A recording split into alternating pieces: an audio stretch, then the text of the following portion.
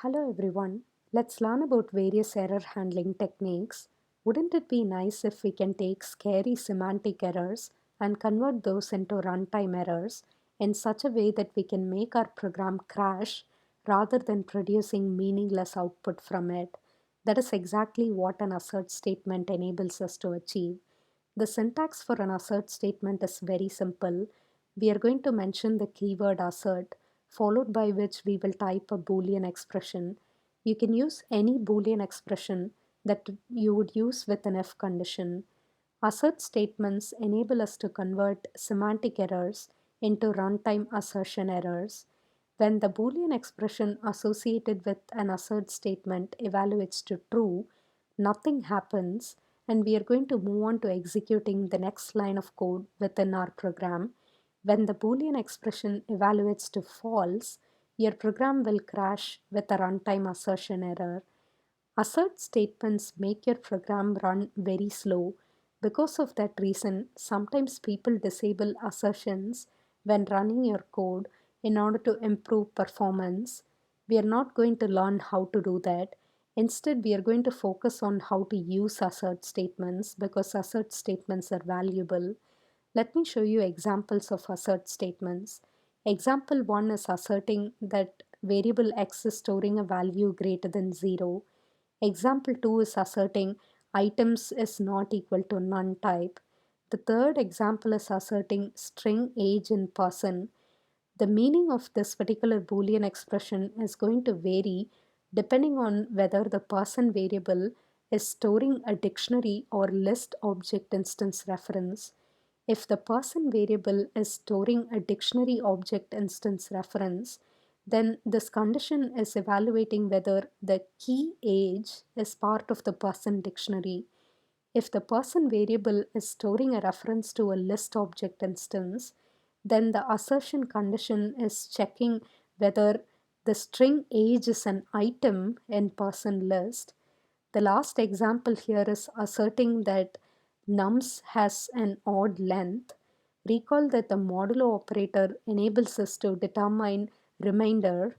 We are dividing len of nums by 2 to get the remainder and ensuring that the remainder is 1. Let's go back to pizza.py and we are going to convert the semantic errors into runtime assertion errors. Recall that the first example of semantic error that I covered was when user enters a negative value for slice count. Let's include an assert statement inside slice underscore size function to assert that slice underscore count should be greater than or equal to 0. The second example that we covered was when user enters negative value for diameter. Inside pizza underscore size function, we are going to include an assert to verify that radius is greater than or equal to 0. Let's save the updated version of the program and I'm going to try to run it. Let's try the input of 10 for pizza diameter and -4 for slice count. Observe that instead of producing meaningless output, the program is now crashing with an assertion error in line 9. Line 9 is going to be this particular line where we included the assert statement inside slice underscore size function. Let's try the other input where we mention negative diameter as -10 and slice count as 4. Observe that now also the program is crashing with an assertion error. This time the assertion error is coming from line 4, which is this particular assert statement as part of pizza underscore size function. Let's try a valid input. I'm going to use diameter as 4 and the slice count as 4. Observe that we are still getting 3.14 as the slice square inches. Let me go ahead and terminate the program by typing Ctrl C. I'm going to switch back to the slide deck. What if we want to keep running the program even if we encounter an error? Why exactly would you want to do that? Let's say that the user is entering invalid input for slice count. Instead of entering an integer, the user is entering a string or a float value. Wouldn't it be nice if your program can keep prompting the user to enter correct input rather than crash when the user enters incorrect input. Let's see how to do that. I'm going to use invocation of a function called flaky underscore function here. As the name of the function suggests, we are going to encounter an error when we execute this particular function. We'll be using try except blocks to ensure that the program can continue running even if we encounter a specific error.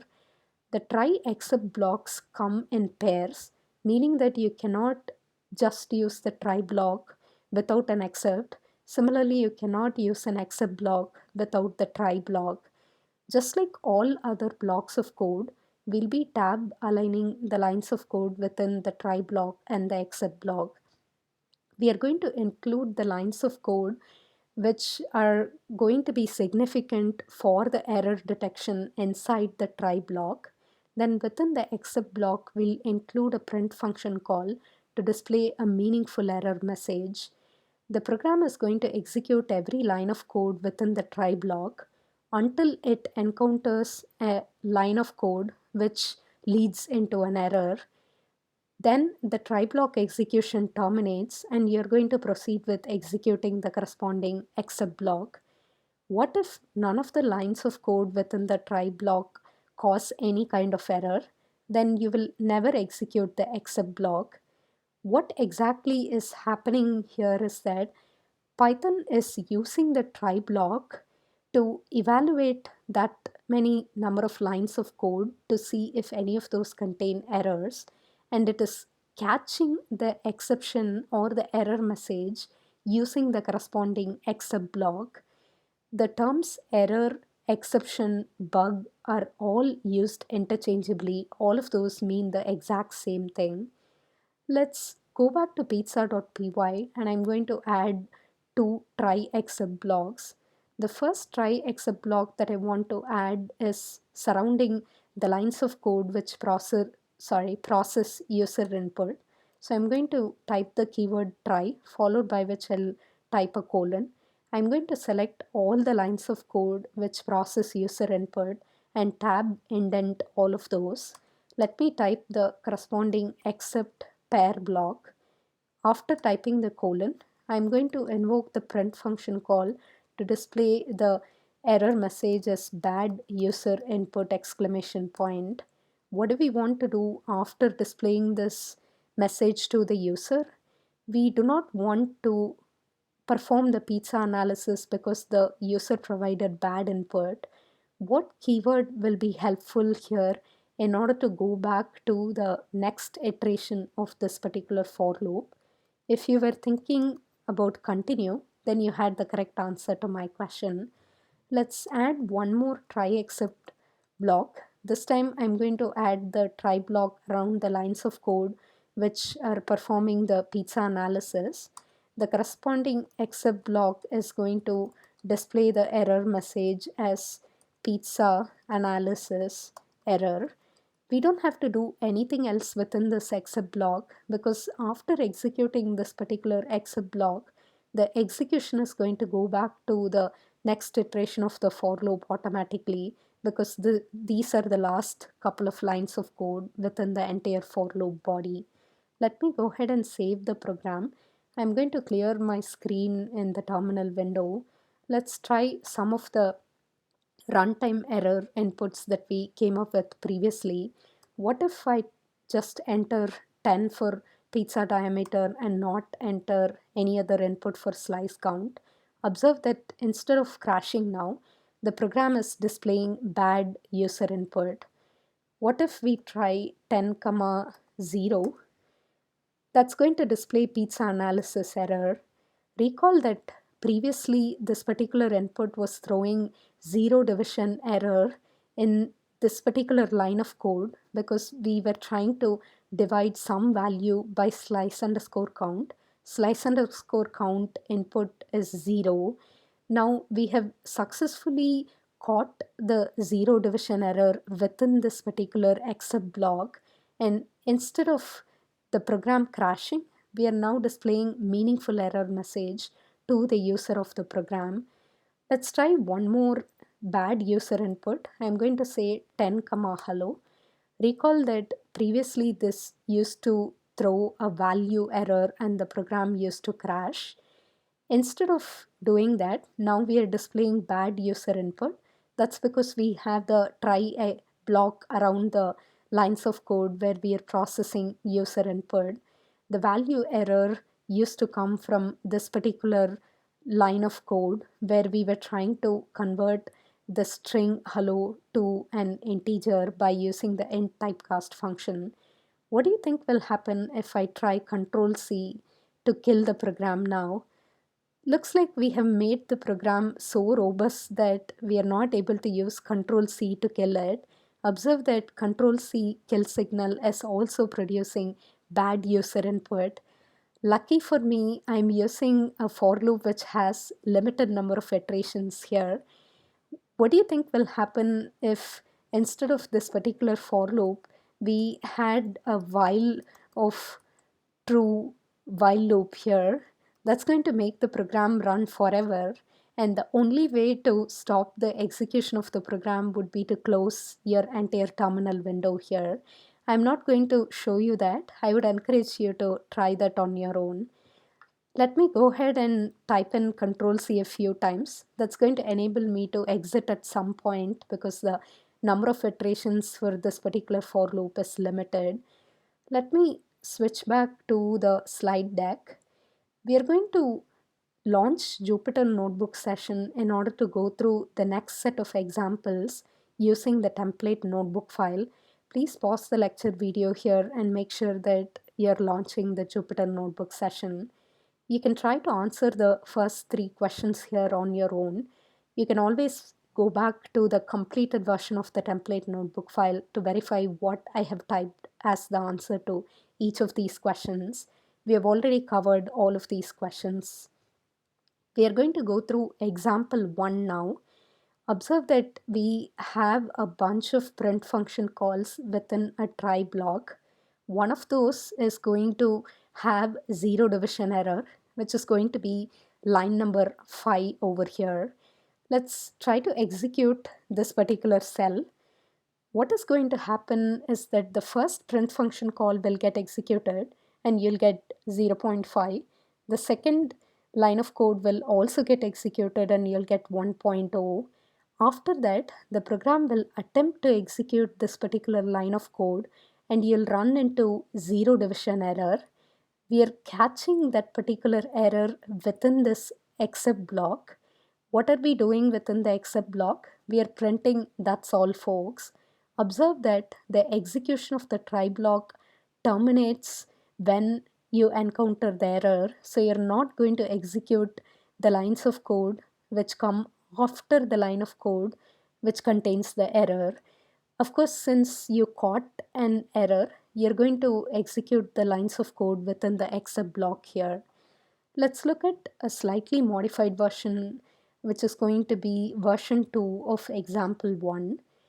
I added the last two lines of code for the print function call here after the line of code which encounters an error into a brand new try block that is going to make those lines of code execute. That's because every try block is independent of the other try blocks which have shown up prior to the current try block.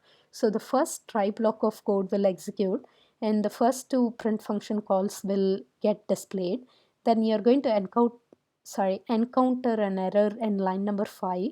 So because of that, you're going to catch that particular zero division error using the except block and you're going to display that's all folks here. After that, you're going to move on to executing the next line of code, which is going to be the second try block here. So both of these lines of code do not have an error. So both of those are going to get successfully executed. Since you did not run into any error within this try block, your except block here will never get executed. We are going to move on to example 2, which is going to enable us to understand hierarchy of catching exceptions. Exception catching works just like how company reporting works. Let's say that something happened in one of the product releases and the company is looking for somebody to take responsibility, one of the low level employees who was directly involved with that particular product development could step up and try to solve that particular problem. If they cannot solve it on their own, they'll go to their manager. If the manager cannot solve the problem, the manager will go to their manager, and this will go on up until you reach the CEO. You can imagine that the CEO of the program that you're trying to execute is the user. So if the program is not able to handle the error in any of the try except blocks, the user will have to deal with it once the program crashes. So let's go through an example for that. I have three functions here. The first one is buggy, second one is G, third one is F. Observe that we are calling the function f way down here. We are invoking G function within f, and then within G function we are invoking buggy. Buggy is the one which has the line of code containing the error. That's going to be line number 4 here, which contains the zero division error. Since we do not have a try except block around the lines of code within the buggy function, the program execution is going to look up in the hierarchy of function executions. So it's going to see whether there is a try except block within the G function where we are invoking the buggy function. Looks like we don't have a try except block there as well. Finally, we have a try except block where we are invoking the function G over here. So what's going to happen when I execute this particular cell of code is that within this try block, you're going to get the first print function call execution. So you'll say, let's call G. In the G function execution, you'll print G before buggy. Then you're going to invoke the buggy function. In buggy, you're going to get the display buggy about to fail. You will not get this particular print function calls output because that is the one which contains the zero division error. Your line of code which has the error will never finish executing, so the output from that line of code is not going to show up as part of your program. Since this line of code crashed, your buggy function execution is entirely done, and you're going to go back to the place where you invoke the function. You will not be executing this particular line of code after the buggy function call, because keep in mind that buggy function call has caused an error. You still haven't handled the error inside the G function call. So you'll go back to the place where you called the G function with an error. Since you have a try block around the G function call here, you're going to go ahead and catch the zero division error within this particular except block, and you're going to display the print function call that f that didn't go so well. Let's go ahead and look at modified version of this particular example. What if we have try except block around the buggy function invocation as part of the G function? Once again, your buggy function call is going to fail in the second line of code. What's going to happen after that is that you haven't dealt with that particular error with a try block inside the buggy function. So you're going to go back to the place where you called buggy function.